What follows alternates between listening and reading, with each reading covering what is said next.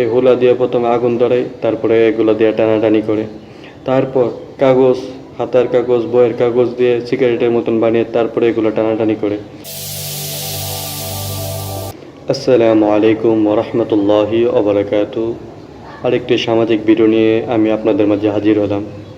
সম্মানিত ভিউয়ার্স, আপনার বাচ্চা কতটুকু নিরাপদ এখন থেকে আপনার খেয়াল রাখা জরুরি। আমাদের সমাজের মদখোর, জুয়াখোর বা নেশাখোর যারা এই অপরাধের মধ্যে জড়িয়ে গেছে, তারা কিন্তু একদিনে এসব অপরাধে জড়িয়ে যায় নাই। তারা প্রত্যেক দিন একটি একটি সিঁড়ি পাড়ি দিয়ে আজ এ পর্যন্ত পৌঁছেছে। আপনার বাচ্চা কতটুকু নিরাপদ সেদিকেও খেয়াল রাখা আপনার জরুরি।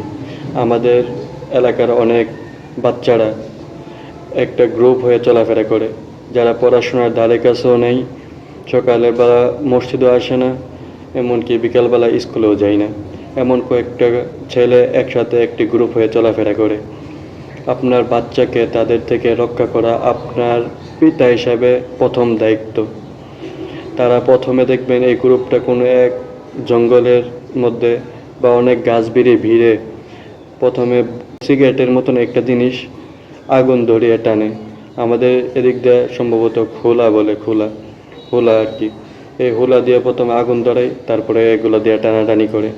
তারপর কাগজ, হাতার কাগজ, বইয়ের কাগজ দিয়ে সিগারেটের মতন বানিয়ে তারপরে এগুলো টানাটানি করে। অতঃপর বিড়ি টানে, তারপর সিগারেট টানে, এমনকি শেষ মুহূর্তে মদ গাঞ্জা টানতেও দ্বিধাবোধ করে না। তারা একদিনই হই নাই।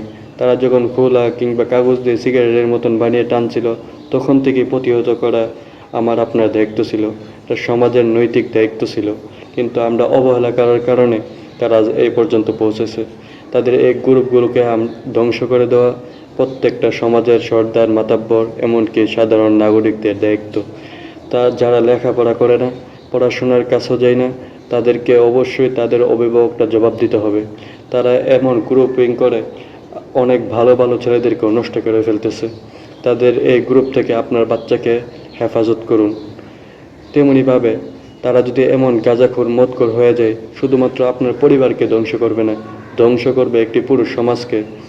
যখন তারা গাঞ্জা টানবে, সিগারেট টানবে, নিজ এলাকায় যখন না পাইলে অন্য এলাকার মধ্যে যাইবে, যখন এইগুলা করে ধরা খাইবে, তখন কিন্তু বিচার নিয়ে অন্য এলাকার লোকজন আপনার এলাকার মধ্যে আসবে, সর্দারিকে ডাকবে। এটা শুধুমাত্র আপনার অপমান নয়, আপনার পরিবারের অপমান নয়, এটা পুরো সমাজের অপমান। সুতরাং আমি সমাজের মানুষদেরকে বলবো, যখন অভিভাবকটা ব্যর্থ হবে, তখন আপনি এর বিচার করবেন, একটি প্রতিরোধ কমিটি গঠন করবেন। এসব বাচ্চারা অনেক ভালো ভালো স্কুল কলেজের বাচ্চাদেরকে নষ্ট করতেছে। সুতরাং আসুন প্রতিহত করি, প্রতিরোধ গড়ে তুলি।